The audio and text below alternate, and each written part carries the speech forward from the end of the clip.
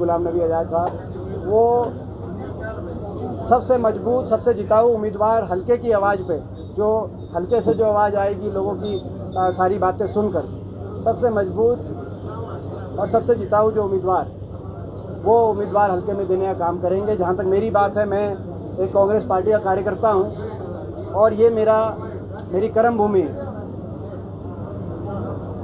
आप सब इस बात के गवाह हैं, बचपन से लेकर आज तक यही गांव और यही खेत, यही मेरी कर्म भूमि रही है। तो मैं उस माध्यम से, मैं तो एक कार्यकर्ता की तरह मैं दिन रात मेहनत जो है का मेरा प्रयास रहेगा। और हमारे सभी साथियों का मैं धन्यवाद करता हूँ।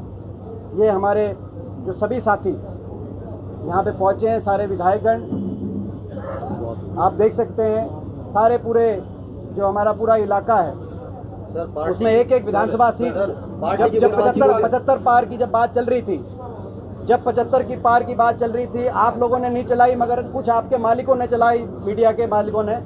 आप लोगों का मैं उसमें एक भी 4% नहीं मानता, मगर उसमें उसके बावजूद इस पूरे इलाके ने जिस तरीके से उस 75 पार की बात को भी मोड़ने का काम इस इलाके ने किया था, ये वो प्रतीक हैं सारे जो हमारे साथी बैठे हैं। हल्का से उम्मीदवार होगा। मैंने जैसे कहा कि हल्के की भावनाओं को सबको समझ के, सबकी बात करके और सही फैसला, सबसे जिताऊ और सबसे मजबूत उम्मीदवार बड़ौदा में कांग्रेस पार्टी अपनी प्रक्रिया के अनुसार करेगी, ऐसा मेरा विश्वास है। पार्टी की गुटबाजी को लेकर लगातार सवाल खड़े हो रहे हैं, गुटबाजी को लेकर कांग्रेस पार्टी एकजुट है। ये जो है उधर दुष्यंत भी यही कह रहे हैं कि कांग्रेस में लगातार फूट चल रही है। ऐसा है नहीं, देखो कौन क्या कह रहा है, मैं उस बात पे कोई जवाब नहीं देना चाहता। कांग्रेस पार्टी पूरी तरीके से एकजुट है और जो है, जो ये बोल रहे हैं, उनके सारे एमएलए क्या बोल रहे हैं वो मेरे को बताने की ज़रूरत नहीं। जो इस तरह की बात कर रहे हैं,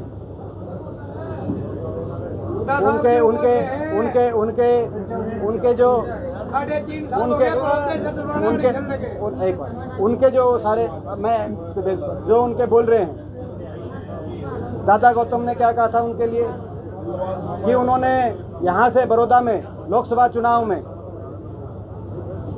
दिग्विजय सिंह जी को उम्मीदवार किस सोच के साथ बनाया था, उनके खुद के विधायकों ने उस बात का खुलासा किया है। जिनकी सोच ये हो,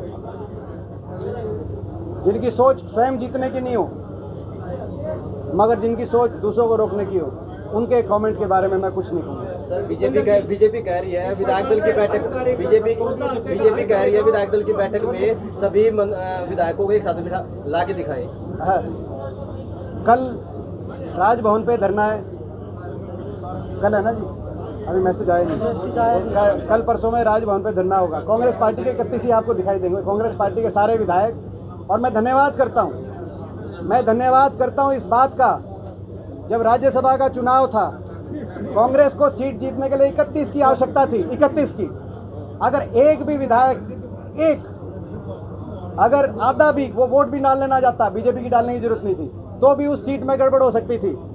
मैं धन्यवाद करता हूं कि ना सिर्फ 31 विधायकों का, मगर मैं धन्यवाद करता हूं निर्दलीय विधायकों और जजपा के कई विधायकों का, जिन्होंने रातों रात ये कहा कि हम शुभकामनाएं देते हैं दीपेंद्र हुड्डा जी को। वो अपने उम्मीदवार भी जो है, हमारे उम्मीदवार कांग्रेस पार्टी के उम्मीदवार के समक्ष वो अपना उम्मीदवार भी नहीं, किसी का नामांकन नहीं भरवा पाए। इसके लिए ना सिर्फ मैं अपने 31, आपका जवाब आ गया इस बात में, आपका जवाब भी कई देर से पूछना चाह रहे थे, मैं आपको जवाब दे दिया। अगर एक आधा भी अगर हमारा विधायक अगर तो, मगर और आपको पता है देश में क्या खेल चल रहा है, भाजपा क्या खेल कर रही है पूरे देश में, मगर उनको पता था कि चट्टान की तरह मजबूत ये टीम, ना सिर्फ ये टीम, उनको ये भी पता था कि अगर वो उम्मीदवार उतार देते तो निर्दलीय और बहुत से जजपा के जो विधायक थे, उनकी वोट किस तरफ जाती, उनको पता था इस बात का, इसीलिए उन्होंने कोई उम्मीदवार नहीं उतारा। सर, बड़ौदा सीट पर लगातार विकास कार्यों को लेकर सवाल खड़े होते रहे हैं, कांग्रेस का यहाँ विधायक रहा है, क्या मानते हैं कि बीजेपी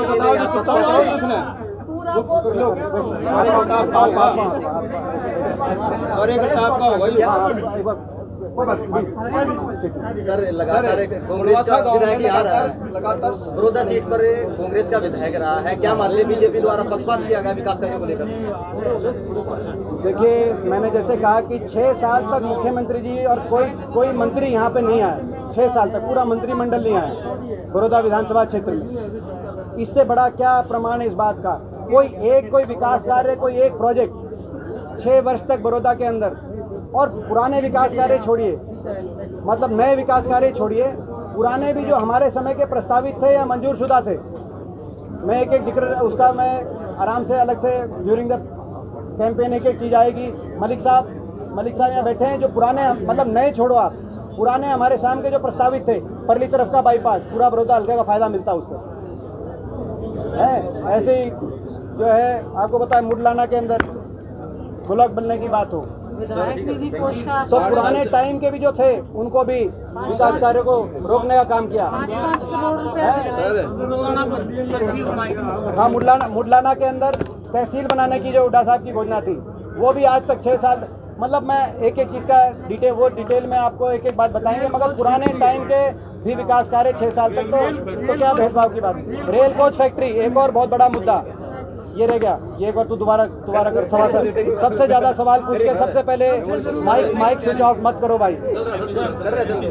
अंदर करेंगे बात। एक जो बड़ा मुद्दा, सबसे बड़ा इस इलाके के प्रति क्या सोच रही, उसका प्रमाण रेल कोच फैक्ट्री है, जिसको मैंने स्वयं मंजूर कराया था। और मंजूर कोई सिंपल काम नहीं था, उसके लिए बहुत दहाड़े बढ़े जाते हैं, फाइल लेके घूमना पड़ता है एक जगह। रेल कोच फैक्ट्री जो कपूरथला के बाद देश की सबसे बड़ी रेल कोच फैक्ट्री हमारे यहाँ लगती है, हजारों लाखों की तादाद में युवाओं को रोजगार मिलता, छोटे व्यापारियों को पूरा, उसके साथ इंडस्ट्रियल एरिया डेवलप होता।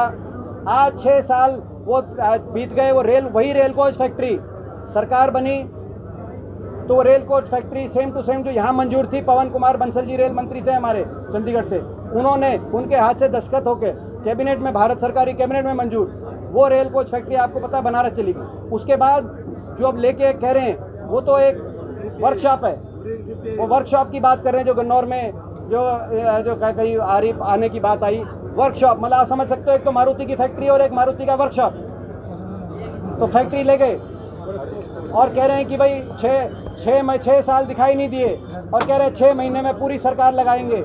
इसीलिए मैंने कहा ये सरकार की विफलता बनाम बड़ौदा विधानसभा क्षेत्र के 36 बिरादरी के लोगों का स्वाभिमान का चुनाव है।